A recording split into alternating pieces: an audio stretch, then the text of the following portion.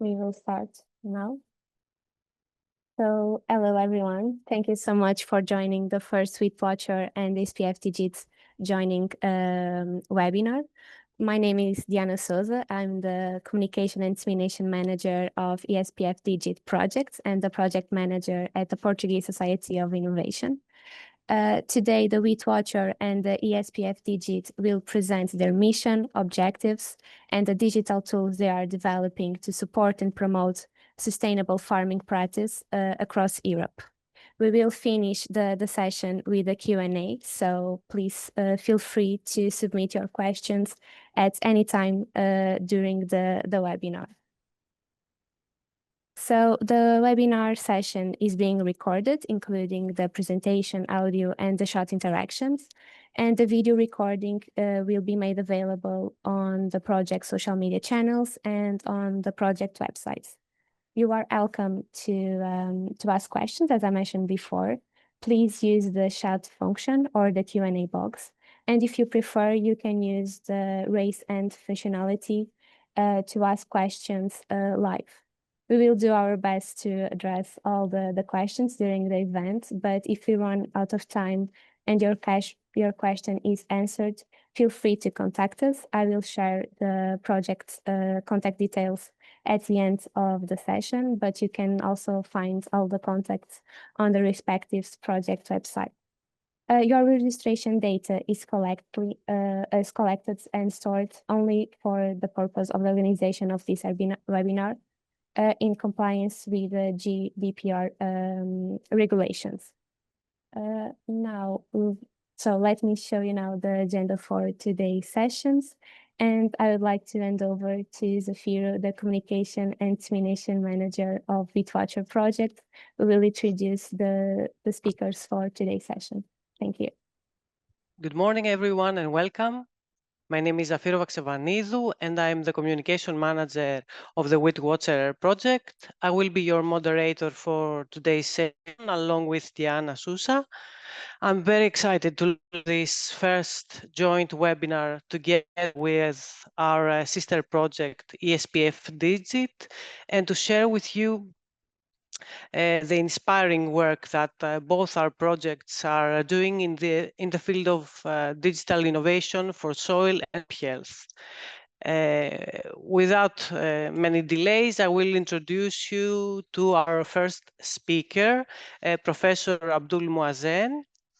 It is my pleasure to introduce Professor Mouazen, who is a senior professor and holder of the Odysseus Chair at the Department of Environment, Faculty of Bioscience Engineering in Ghent University. He leads the Precision Soil and Crop Engineering Group, internationally recognized his pioneering work in proximal soil sensing and digital agriculture. He is the coordinator of WHEATWATCHER project and has coordinated and participated in many major European projects. We are really thrilled to have him share his insights and present the WHEATWATCHER project. Welcome, Professor Mouazen. Good morning. Can you hear me well?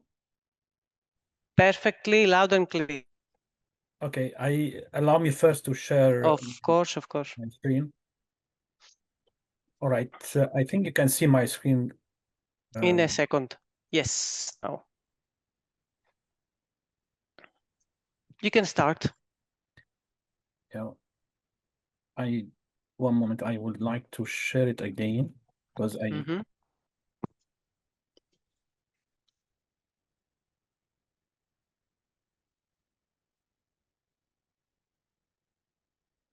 Can you confirm that you see my screen, please?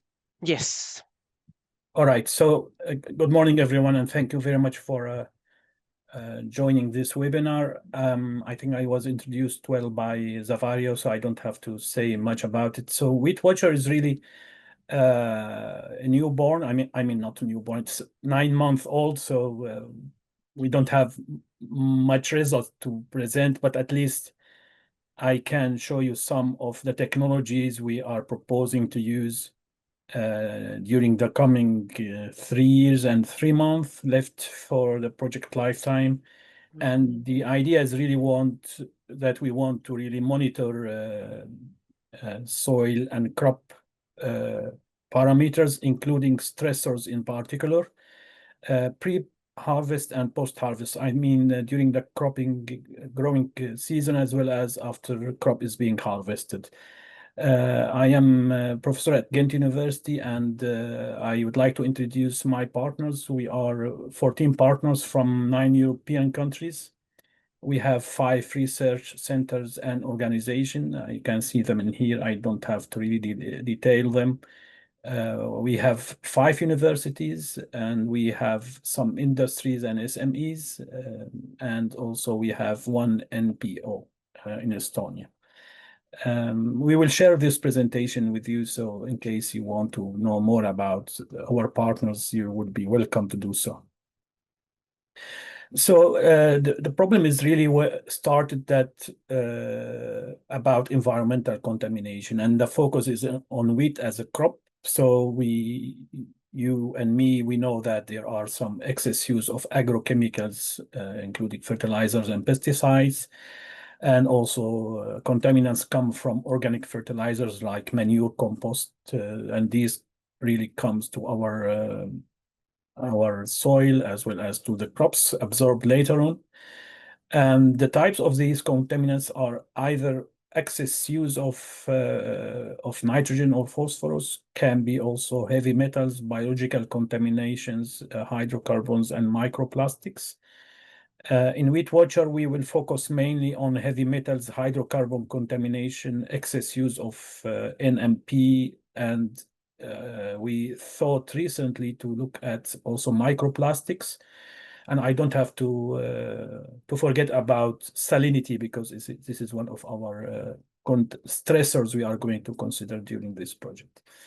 So these contaminants really will go to the soil and water resources, but later will absorb by the plant tissues and end up in grain and flowers as end products, which then goes to the human consumption or livestock consumptions, causing health problem, environmental problem, increase greenhouse gas emissions, and also mainly also decreases crop yield and quality of and profitability to the farmers. So we need to do something about it. And the solution really starts with monitoring of these contaminants.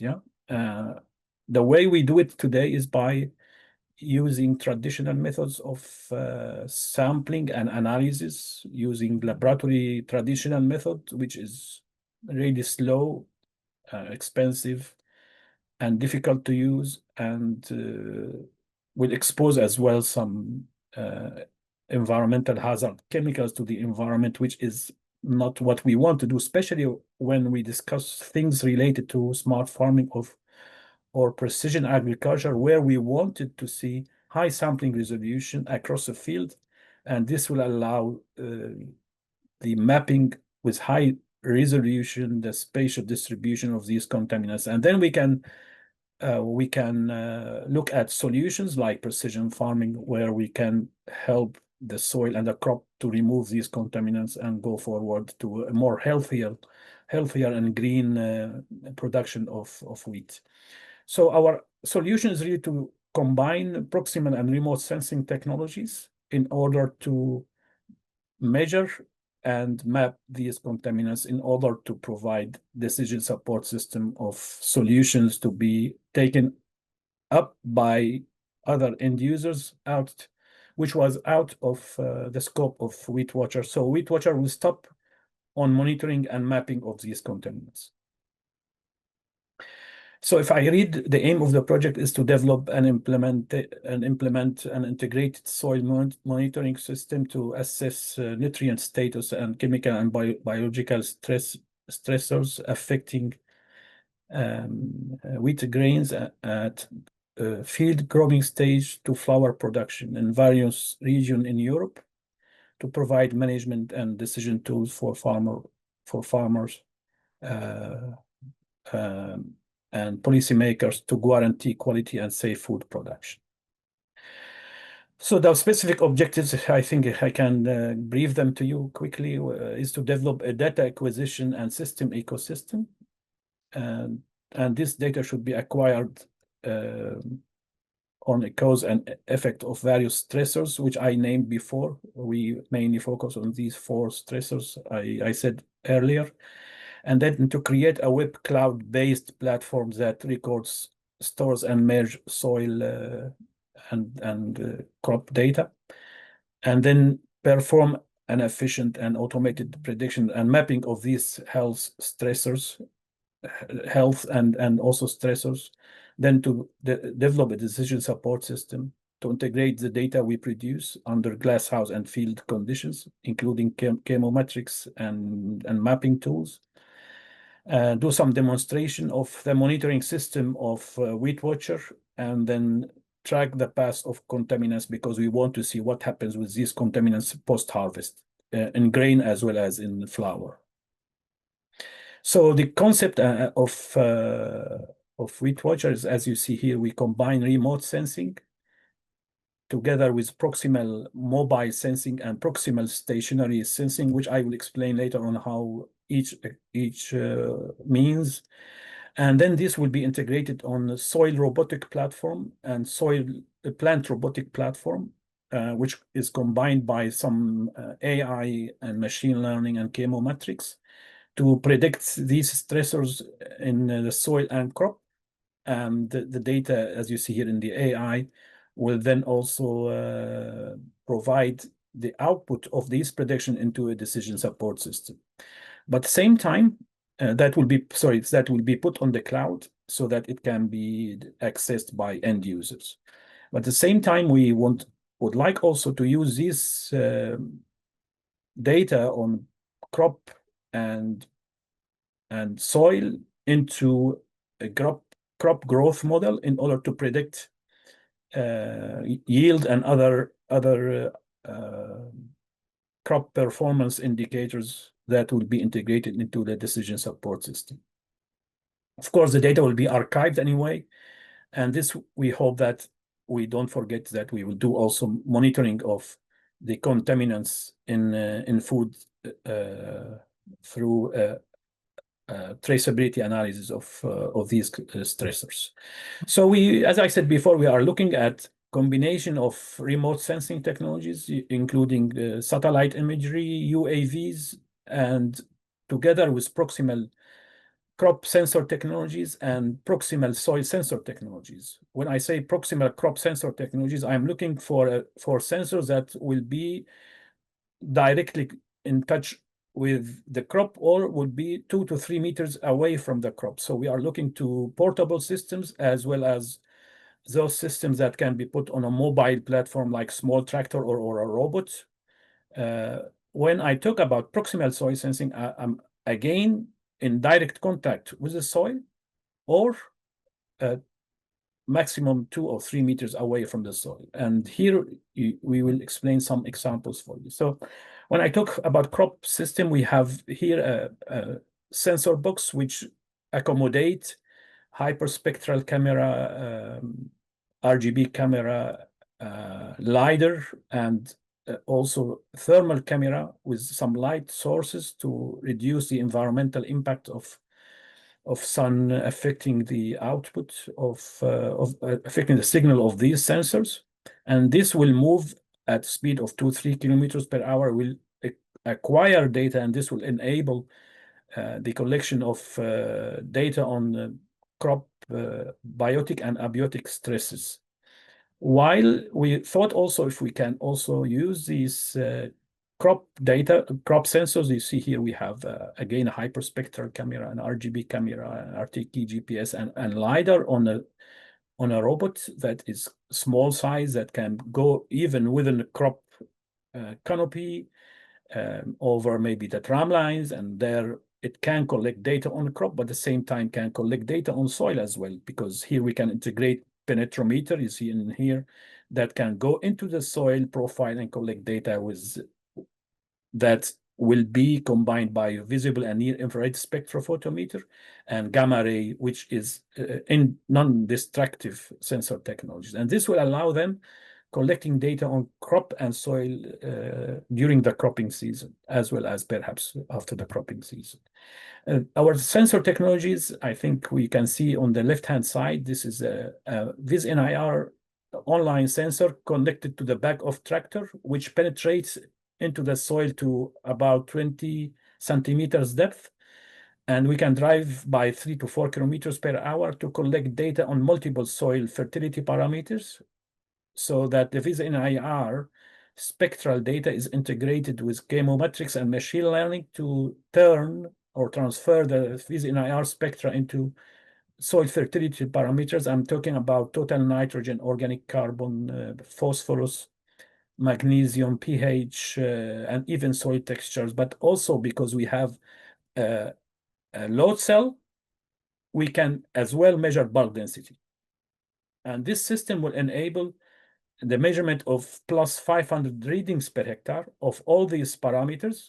And that is unique in itself, because then you can map the spatial distribution of these parameters. Plus, of course, what we want to do in this WHEATWATCHER, try to also calibrate this system to measure heavy metals and hydrocarbons and salinity as well in the pilot site. So to that platform, we also developed recently an electrochemical based nitrate sensor for the first time ever. And the integration of this electrochemical sensor technologies with NIR technologies will allow as well measure excess presence of nitrate in the soil, which can be source of contaminant while at the same time can feed the crop. So I give you here an example that when you combine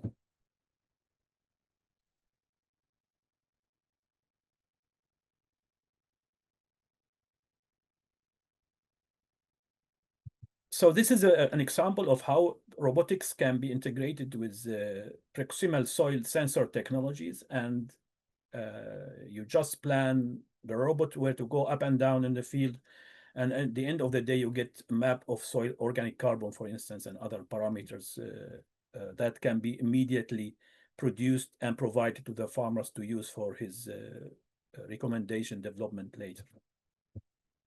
So we also thought, so the previous one called online proximal soil sensing technologies. This one is stationary sensor technologies, which means that we are collecting data over time. The previous one was collecting data over space. Yeah, here we are collecting data over time. And that is very important, especially when we measure fluxes in the soil, diffuse fluxes in the soil, like nitrate and ammonium and pH. We can also measure pH with them.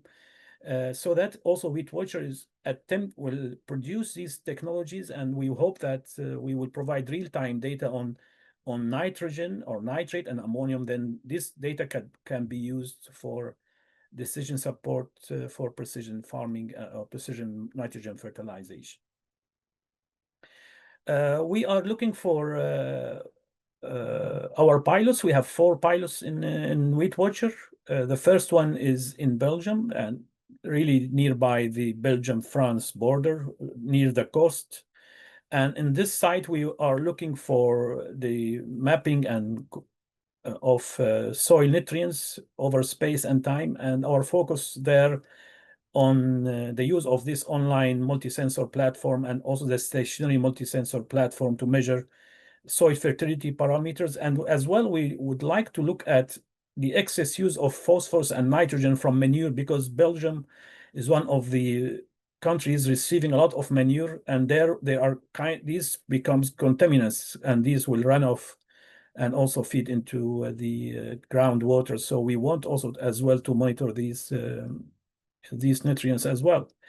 In Greece, there is a second pilot, and there we want to look at salinity in addition to the fluctuation in nutrients. And there we are going to use our online multi-sensor platform together with the stationary sensor platform to measure these nutrients as well as the stress come from salinity.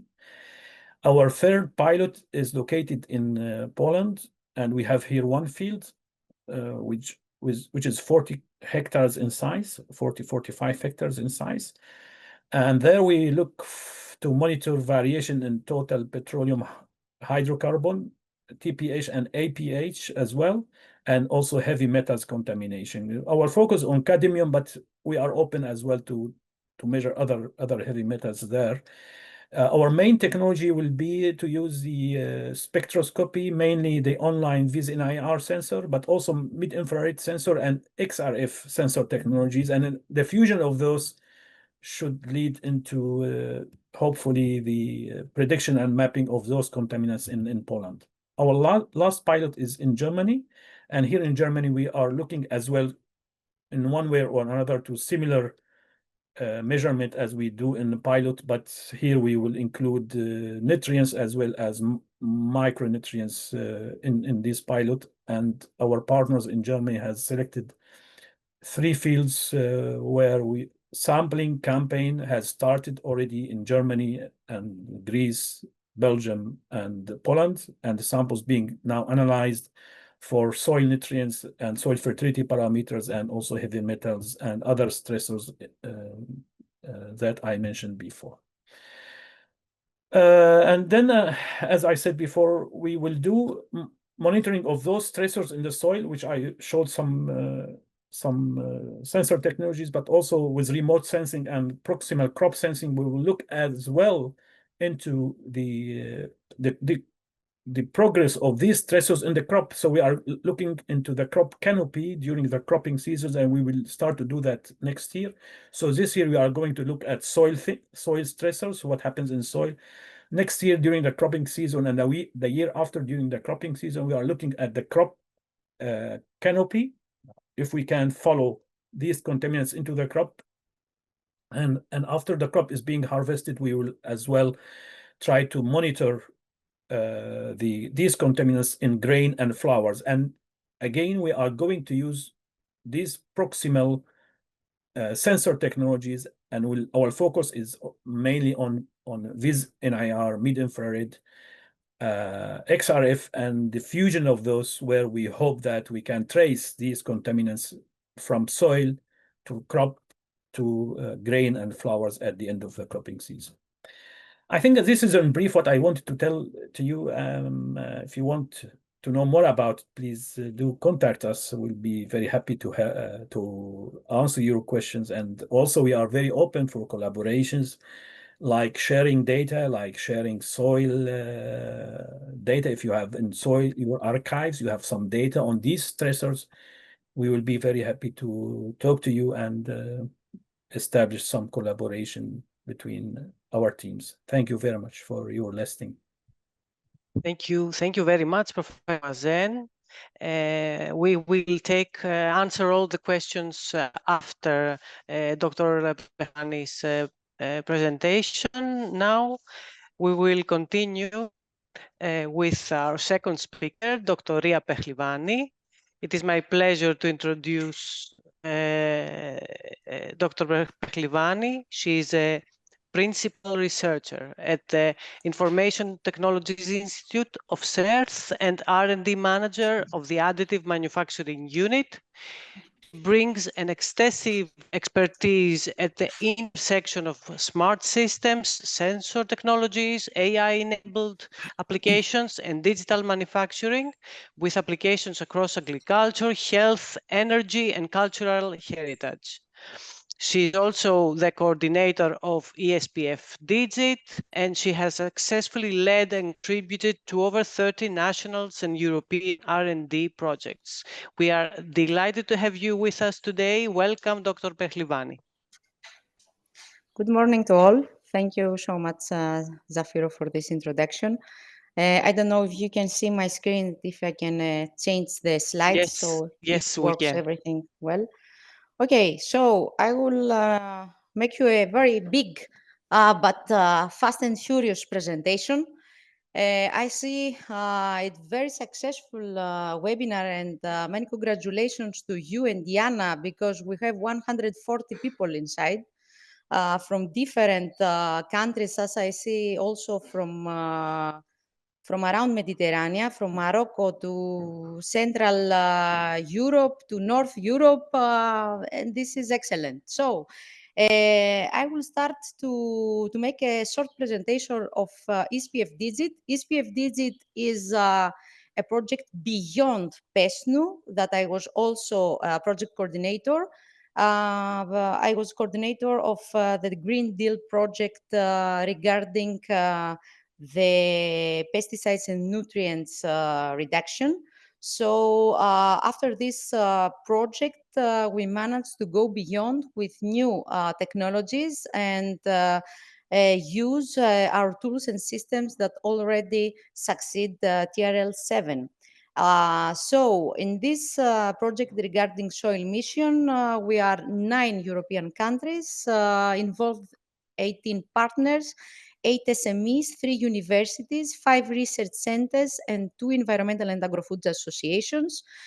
We started in 1st October of last year, and we will end at the September of 2027, 36 months, a very challenging, ambitious project that we have to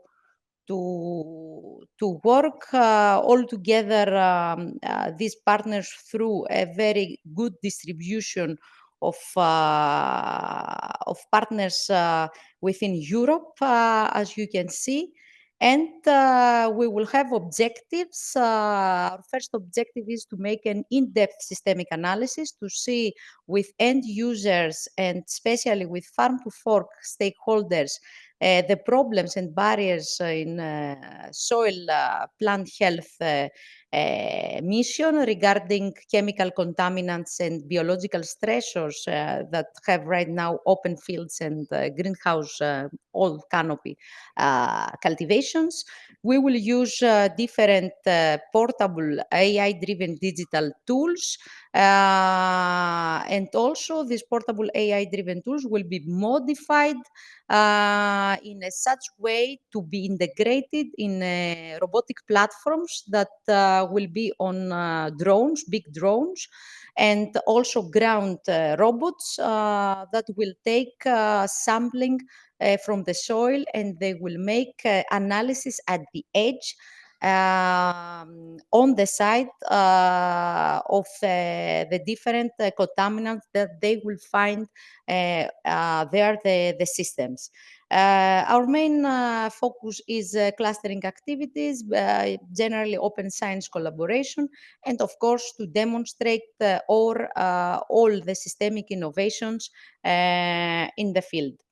Let's go to see the different technologies. Our different technologies are specialized in the deployment of sensors that can measure heavy metals, that can measure pesticide residues, PFAS and PFOS, microplastics, and also micro and macronutrients in the soil. A very big chapter will be also in order to identify different pathogens, biological pathogens. So we will make very big data libraries, initially with artificial inoculation of tomato, potato, and grapes in Phytophthora, Botrytis, end rot, and other 4 or 5 different plant disease. And also we will collect data in abiotic stressors, because as you know, biotic and abiotic are similar. So in order to make imaging detection, you will need very big accuracy within different images and very similar images in order the systems alone to detect as our eye can do. So these AI models will be trained and will be integrated also in a DSS that will collect all the data coming through the different sensors that the robots and UAV will make soil extraction on the site, will send the data in the decision support system. The cameras to the ground robot and UVA also will send images from the data imagery collection that the AI models will run within the decision support system, and then the land manager, the farmer, will have a holistic report in order to have directly in a few minutes a whole report of the chemical contaminants and the biological stressors run in their field. Of course, our impacts are very crucial in this project. We have different policies and regulations to follow. For example, we will go all the legal actions against oxamil. You know, this pesticide contaminant that is very harmful right now in Europe and is in a red alert. Also chlorophyllos and pyrethroids in soil.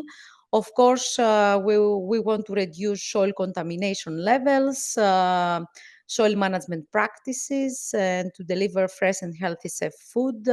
So we will have different milestones and KPI indicators within our project to succeed these impacts. Also, we have apart from taking account safety and risk management, we have to make efficiency improvements in order within the sensors and the robotic systems to have better labor time save money to the farmers and land managers and improve food yield.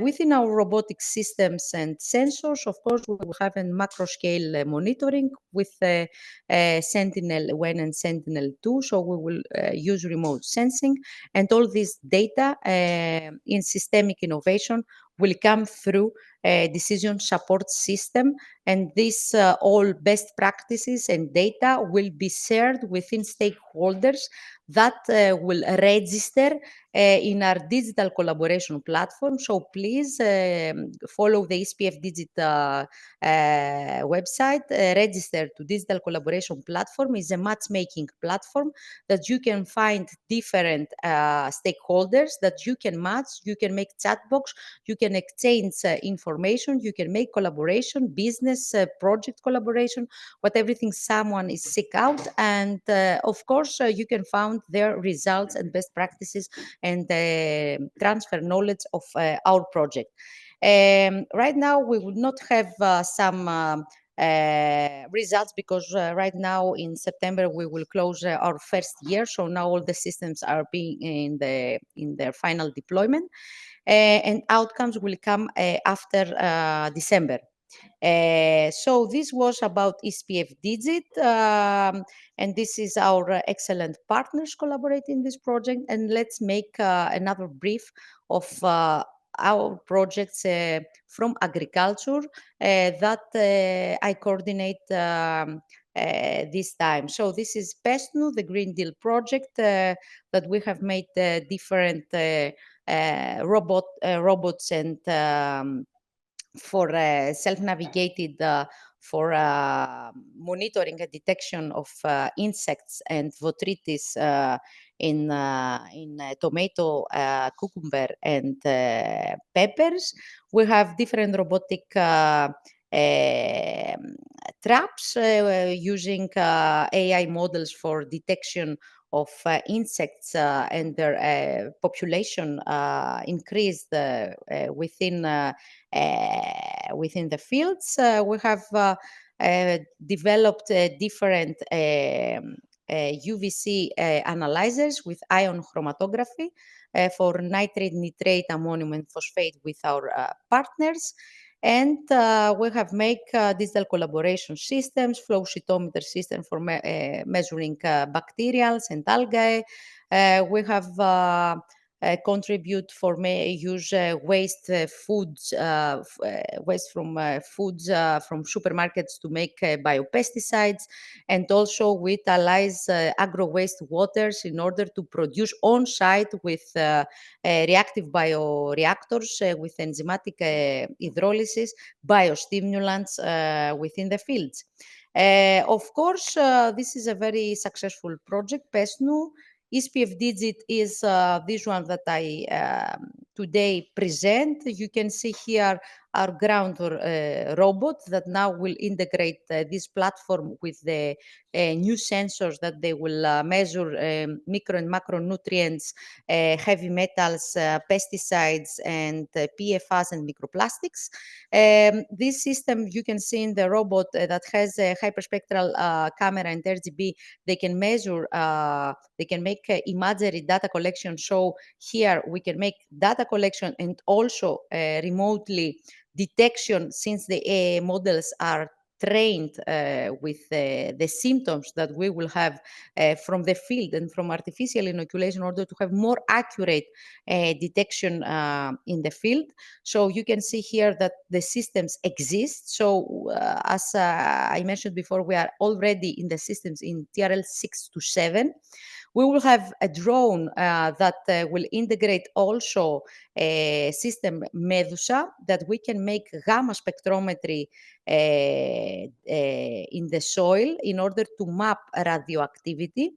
Is very useful for soil health parameters.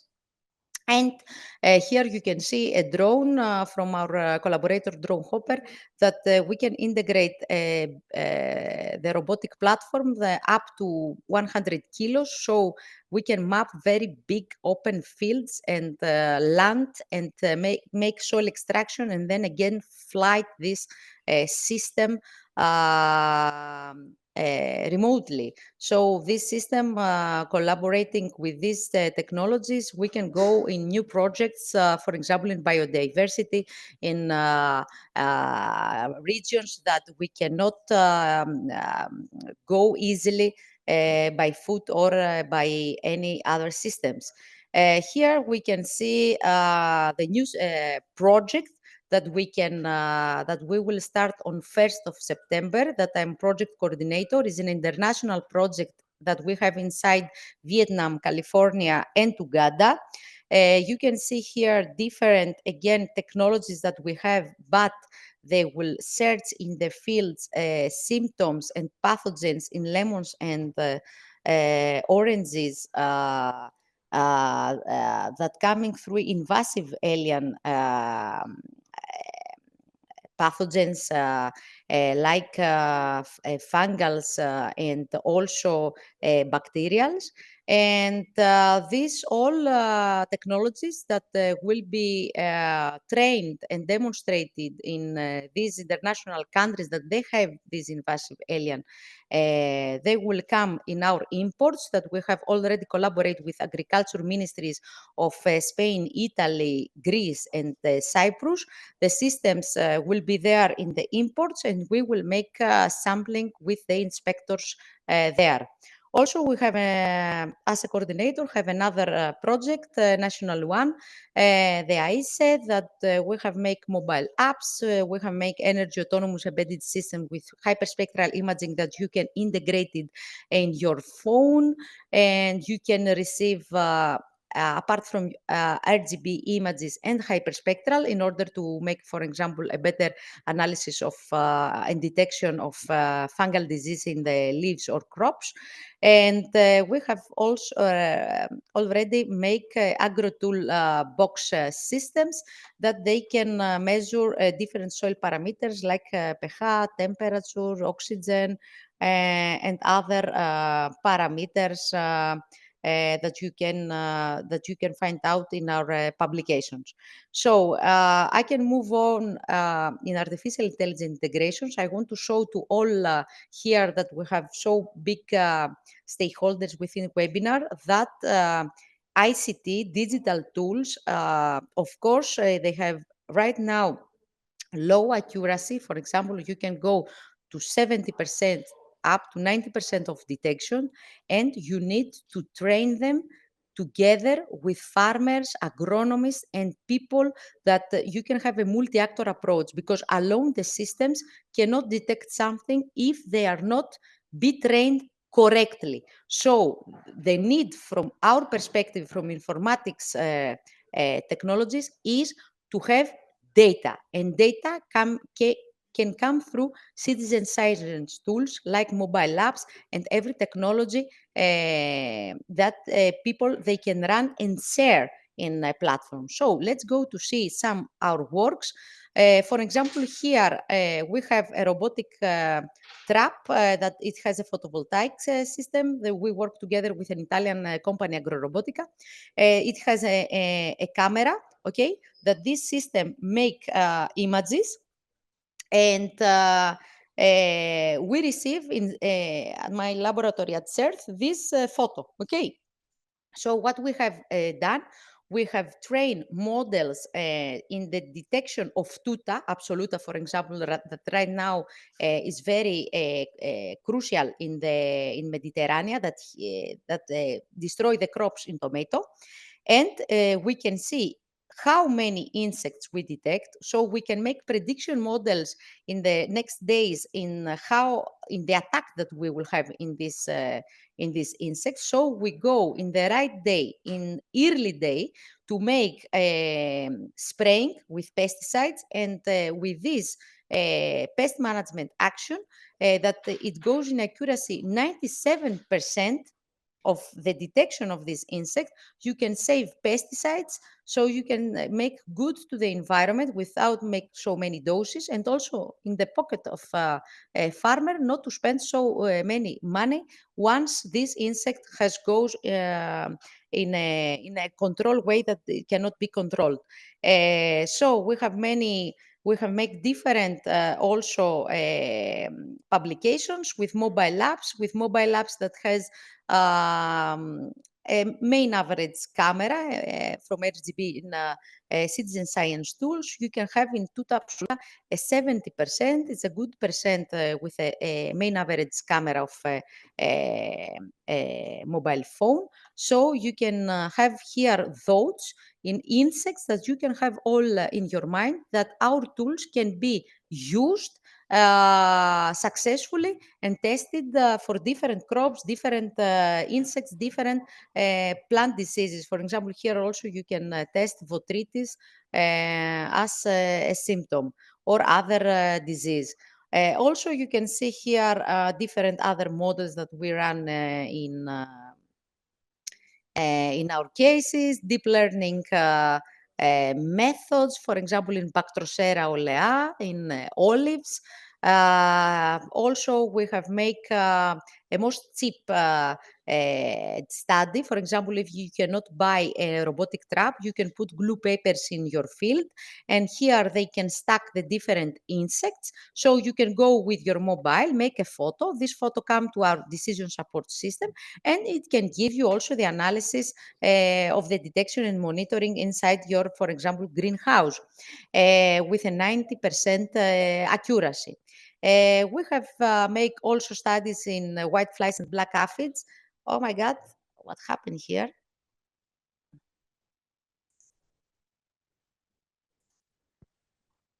Try to share again the presentation. Okay. You can see me? You can see my presentation? No, no. No. Okay, just a moment. Why it makes me out? Okay. Τώρα? Now it's working. Yes. Okay. Okay. So I give you food for thought with these publications and different projects that they are similar with E-SPFdigit. That, for example, you can see works. You can see outcomes here. For example, white flies and black aphids are very small insects that is very difficult to detect. And of course, you can find an accuracy of 75% with ICT tools. If it's very difficult to make data, you can make synthetic data. For example, here you can see that in the morphology of the insect that an agronomist and the farmer can show us, we can make a data set and we can run and train our models based on that, that then in the field they can be detected. Also, different deep learning methods for detection of gray mold, botrytis, we have made in our team with a 93% of accuracy. It's very good result. So within E-SPFdigit, we will follow our for methodology identification and segmentation methods with using different vision transformers in order to have better accuracy. Once we will go to detect the different biotic and abiotic symptoms in our plants. And all this knowledge will be, of course, used under decision support systems that they make AI data verification, they use cybersecurity, they use blockchain. You can find also our publications. Each of my slides has write down the outcomes already published in journal. Also, it's very important to make data libraries within blockchain to have traceability, and also to give to the farmers a food sustainable index report. This we make it with remote sensing tools using sentinels and distributed ledge technologies.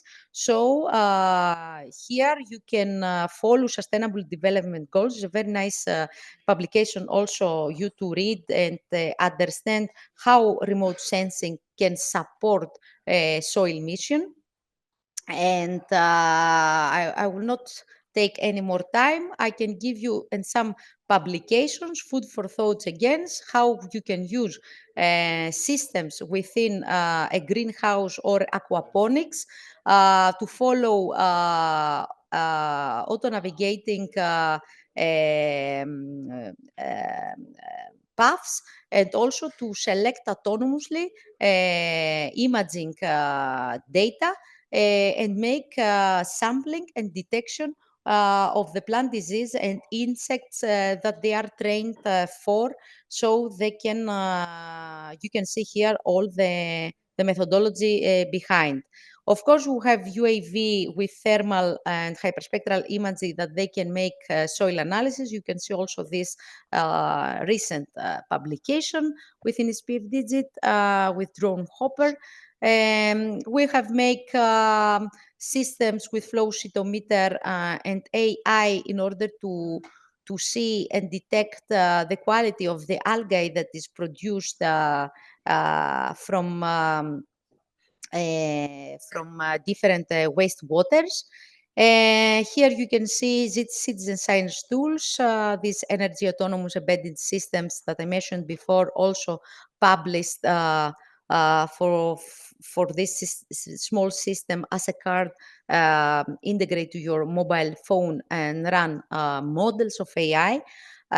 For example, here they measure tuta absoluta. Handmade with 3D printed hyperspectral cameras, AgroTool boxes that I mentioned before in ICE project, decision support systems for different tools and robots, and also decision support systems that they can use as user-centric management dashboards, very user-friendly front ends, easily.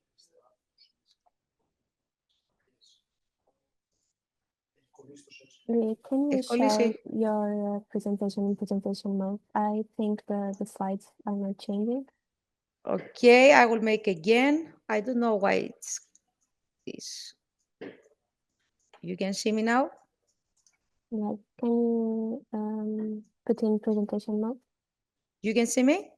I can see your screen, but it's not in presentation mode. Just a moment. Δημήτρη, έλα λίγο, ρε. Δεν ξέρω τι γίνεται εδώ. Οκ. Θα βάλω εδώ το... Θα κάνω swap.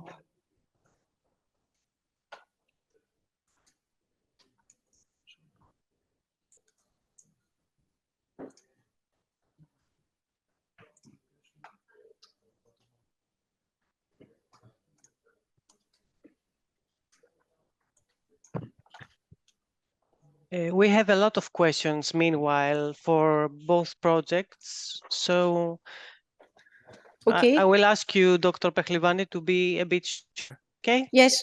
Yeah. So I'm closing now. I don't know if you can see my screen. Yes, it's working. Okay, thank you. So everyone that wants to see how a decision support system in architecture and how these all robotic systems and sensors can be connected, they can also check this publication. And thank you so much. So I make a sum up of different projects similar from Farm to Fork, Green Deal, and Soil Mission, that everything is related. So I would like to share this and transfer this knowledge to people that can participate today. And I'm open for any question that anyone has for that. Thank you so much. Thank you for the presentation, Dr. Pechlivani. Very insightful. Now we will open the floor for a few questions from the audience. I give the floor to Diana. Yes, we have some questions in the Q&A box and in the chat. I will start with the chat questions. We have some questions for Professor Abdul. So we have a question from Laurent Cornot. While these NIR spectroscopy has proven quite relatable and efficient for soil carbon, nitrogen monitoring, it is less efficient for phosphorus and potassium that you also mentioned. Have you made any recent progress on these parameters? Thanks for the question. I think this is a relevant one. I think we are working on this topic almost for 25 years, and we made a very big success and on the parameters having direct spectral responses truly said that organic carbon, clay content, and while for those having indirect spectral responses like nutrients like phosphorus, potassium, magnesium, correlations should be through those having direct spectral responses. And we were able to really establish correlations. So it's a matter of being able to find the right data set where that can be a mother data set. So you have to have an archive. And in the archive, every time you come to a new field, then you select the right data that can result in nice correlations R squares of the spectral against the parameters you are going after. I think we have published maybe 20, 30 papers on measuring these nutrients, and even we use them for precision fertilization. So for precision manure application, precision phosphorus application. And if you wish, please contact me and we'll give you some of those papers. Thank you. We have another question from Vladimir. Which microplastics are planned to be monitored in WheatWatcher, and are PFAS compounds to be included as well? Yeah, I think when we started WheatWatcher, and even when we proposed it during the submission, microplastics was out of the question. But later on, we realized this is important, so we have added microplastics into our stressors, and I am not sure which one is being now analyzed by our Tel Aviv University partners. They are working on glass houses. I tried to connect with them today because they started this experiment a few weeks ago. I mean, 2-3 weeks ago. So really, I don't know which sort of microplastics they start with. But I have a PhD students in my group working outside WheatWatcher who use these proximal spectroscopy methods to detect PFAS. So he started 6 months ago, and we are in the process of trying to find correlations between NIR, medium infrared, XRF, or the fusion of them together with PFAS. So hopefully we can have some nice results to share with you in the future. Oh, that's great. And now for both of the project coordinators, how to scale up such solutions, the solutions presented, apply them to improve European soil monitoring and have an impact? Okay, I think maybe I can start if it's okay.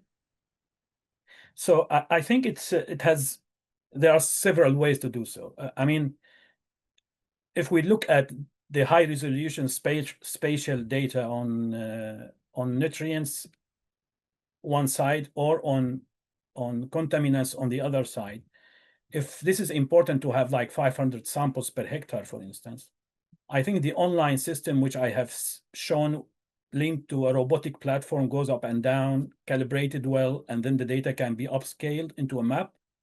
And that map would be relevant for that field. And then the farmer or even policymaker can have access to those data.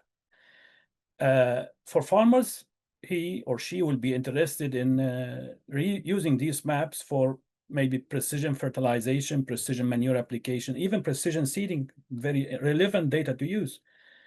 And they don't have to have the technology. They don't have to own it if they have small farm, while it can be like service provider, goes to their fields, produce the maps, and even produce maps for decision-making like precision fertilization and so on. And they will pay, let's say, X euros per hectare per year. And I have established a company in the UK a few years ago where I had received very nice funding from European Space Agency to create that spin-off. And it started for 2 years, but due to my family issues, I had to move back to Belgium to become a professor there. So I gave up the spin-off. But now we are starting to do this. And I think this spin-off can be spin-offs, or can be companies across Europe where each of those will have few of those sensor technologies, goes up and down and scan the fields, updates this into the cloud, and then the farmer or even policymaker can download those maps and use them for. This is one application. If you look at maybe not high resolution data like maybe 5 samples per field, or then people can go with portable systems, and shoot at 2-3 parts and collect this data.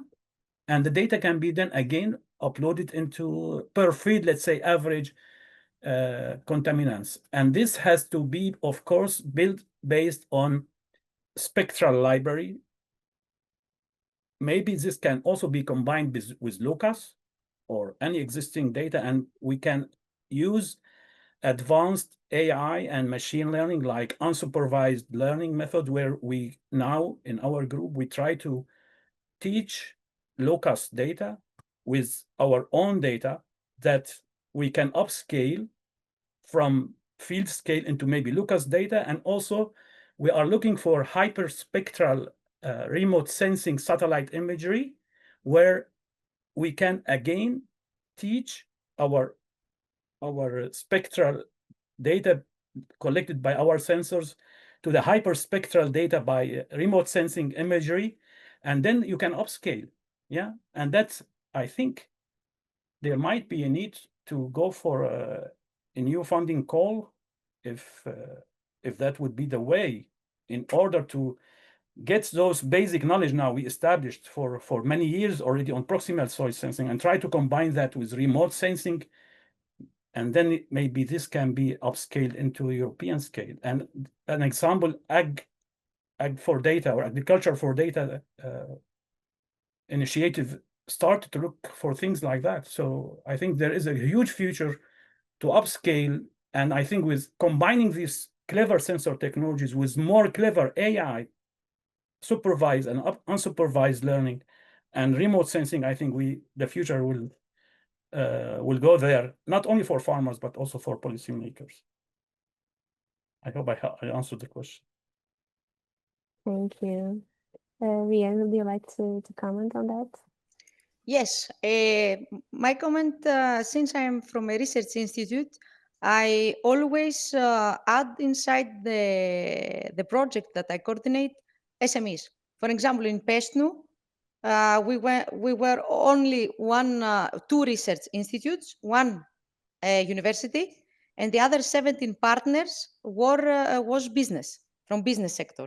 Because I believe in project like this, it needed end users, it needs NGO, it needs agricultural associations, it needs SMEs, that these people can lead the technologies to the market. Because the technology, if you can see, I have the technology, Mouazen has the technology, other universities have the technology. Why the technology is not in Europe? Why they are not have market acceptance? Because if you can see all projects, ups and down, all we make the same. Okay. Of course, some groups are more strong. Of course, some groups we coordinate proposals because we have more mature technologies or better proposals and outcomes, but generally they are same. So what we have to do is to find and collaborate with SMEs in order these to take grants, to take funds, to make new jobs, and make it directly to the market. Because me as a research institute or an academia, we cannot do it. Or it's more difficult to open spin-offs. So we need time. So we need players to work as accelerators. In my mind is have a good multi-actor approach, have from whole value chain people, from agronomists to farmers to institutes, and make this technology available. Of course, the problems that I face in my projects is the cultura, the behavior of the farmers, that they cannot adapt easily these technologies for two reasons. One, because they cannot understand them, so they need to be trained and have skills in ICT and digitalization. And the second thing is initiatives from Europe and agriculture ministries, because all these systems are very expensive and they cannot be adapted. Even you have SMEs within the project that 1 year or 2 years, they can deliver these systems. The agronomists and farmers cannot have the money to buy a sensor 10,000 euro and have it in the lab that maybe can be installed, or they cannot have a robot that costs 100,000 euros. They cannot have a UAV that can cost 70,000 euros with all this system for radio spectroscopy, with imagery systems and everything like this. So we need to make to train the value chain, to have initiatives in money, to speak with agricultural associations, to adapt these systems, to make license to the farmers, to the land managers, and everything on this. So the technology exists. It's not mature for certification, and it's not mature for adoption.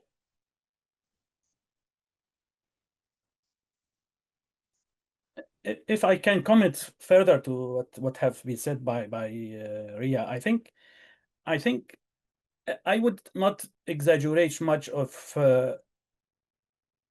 what exists today, because I think it has to be science-based technologies that provide, I would say it clearly, unrubbished data. There are many businesses out there. When you look at the technology and what they claim to measure, it's impossible what they claim. It started from 20 years ago when we have seen EMI or electromagnetic induction method was proposed to measure almost everything in the soil. And over time, people realized this is not possible. So today, I think what we have to do is really go to those technologies which are proven scientifically and have track record in publication, and people know how to do it. And then, okay, I agree with Ria, then this has to be handed over to the industry. And the industry should not be like producing those sensors, which are very costly today, but maybe give them to kind of service providers companies. And these service providers companies could own maybe 10 pieces of them or 20 pieces of them, and then they can be spread over a country or a regional scale or whatever, and then they provide this to the farmers per hectare euros. You pay per hectare per year, maybe 10 euros or 15 euros, but very important as well. And I think this is where we miss the game, is that there is no decision support system that tell the farmer, if you invest either as service provider or if you buy technology, in case they are big farm where they can buy the technology, How much is the return on investment? If I pay 15 euros per hectare, how will be my profit for nitrogen fertilization or manure application or variable rate seeding?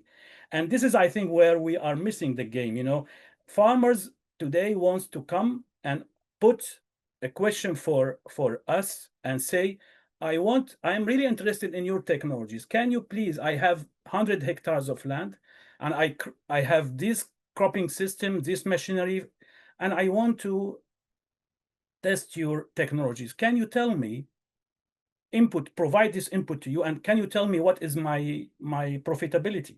I want to know that maybe in 2 days or maybe 1 week. You give me advice, and if you prove to him, yes, from what we have done already, we know that from nitrogen fertilization, we have an average profitability to the farmers of maybe 50 euros per hectare, for seeding maybe 20 euros per hectare. And if you do use those technologies together, maybe you will make even 50% extra profit to you, and then they will buy it. You know, I think this is very important to know, that the business model should not be selling the technology to the farm, but also provide it as a services.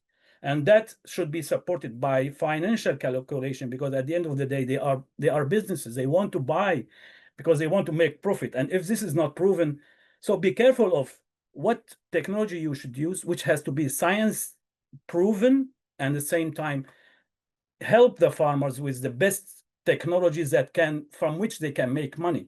And then tell them, train them, demonstrate this technology of them, and tell them how to use it and who will support them to use it.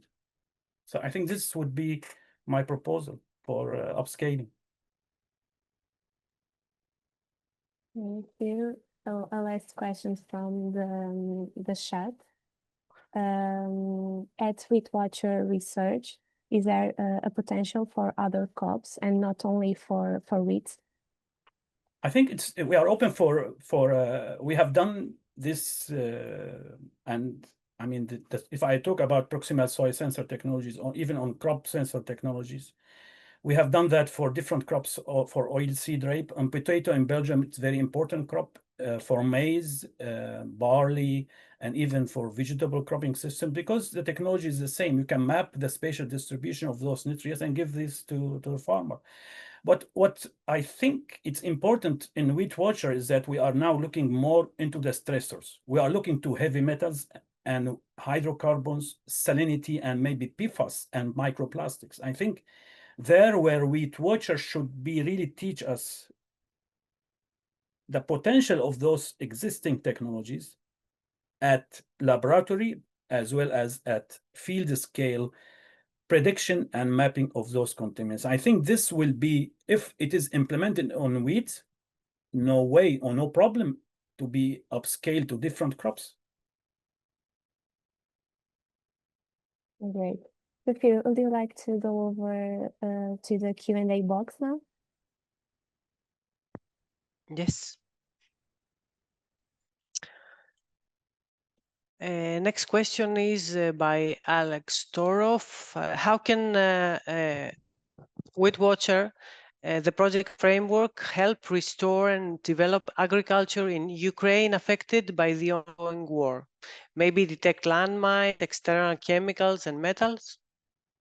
Yeah, thanks for the question. I'm sorry for the war in Ukraine. So I think if we can now take this sensor technologies, at least for heavy metals now detection and maybe contaminants of war, I think the way we are looking at, especially in case we can teach remote sensing hyperspectral data existing today from on the ground proven technologies of proximal soil sensing, and try then to upscale from proximal soil sensing into satellite-based I'm talking about hyperspectral imagery, not multispectral imagery, where we have high resolution data, and try to, using supervised, unsupervised teaching of those technologies, I think we can indeed detect those contaminants in Ukraine.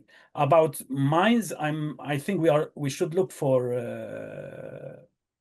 non-destructive technologies, and I am not aware, because I have not done any work before on mines. But on contaminants, I think there is a huge future to be upscaled to Ukraine and even further.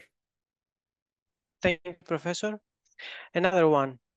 Has WheatWatcher considered exchanging know-how with SmartDK? I think both projects are quite complementary, and they, while having different focus. I think for Are you aware of the project? Zafiro, I think this is for you now, task to look at this project. I'm sorry, I will. I'm not aware, but will be very happy to and open to connect with them. Okay. Miss Rita Silva has a comment and 2 questions. E-SPFdigit had a first online survey at the beginning of 2025 for soil practitioners, and results showed moderate use of soil monitoring, with 33% having tested or being regularly using 25% monitoring solutions. However, this is a profile found mainly for nutrients. Higher in experience was found on monitoring of pesticide residues in soil and food, 46%, heavy metals in soil, 51%, or PFAS in soil, water, and food, 83%. Finer analysis showed that off-site solutions, namely external laboratory analysis, are those that are mainly used. On-site sensors, such as those being developed in these projects, are still unknown to 39%.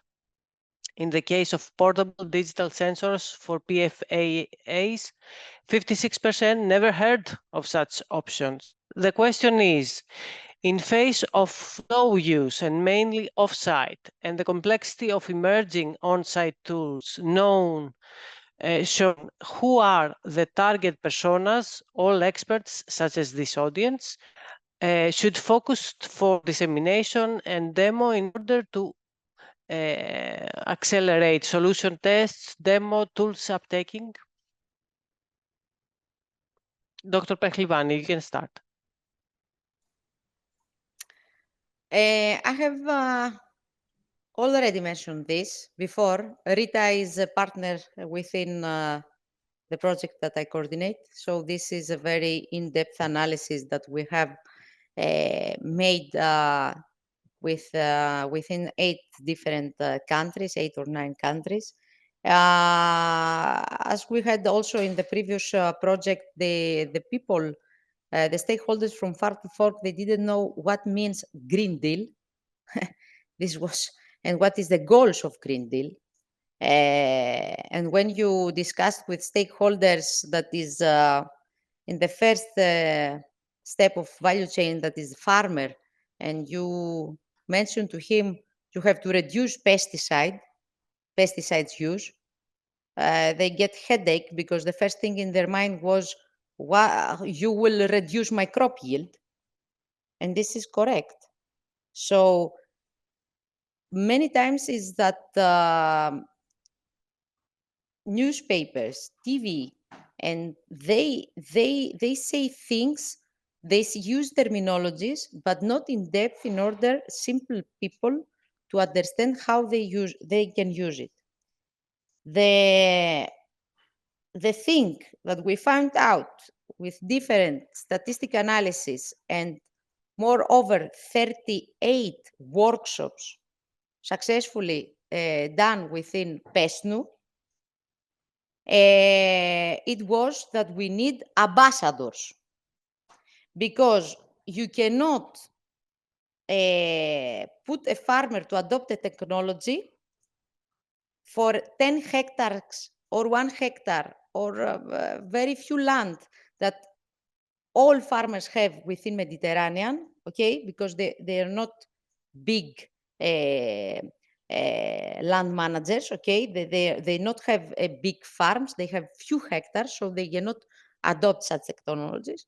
So the first persona that you can put is an ambassador. You can put a very big player in order to adopt the technology, to show results, to pay for this, not to take grants from a Europe project, to buy it, to test it, to make dissemination, And then people, they will start conversate about this in their regions, in their villages, in everywhere. So if make it one big, they will make it all. So if you not put rules, for example, and as I discussed with Spanish agriculture ministers there, that they put rules for sensors, for soil irrigation, for everything like this. If you not put rules, you have to put ambassadors. So that's for me the message. Professor Mouazen, do you have any comment? No, I think I have said it already, so thank you. Okay. Last question. Okay. No, Miss Rita Silva is saying that we should ignore the question number 2. So thank you very much all for attending today's webinar and engaging with all those topics presented.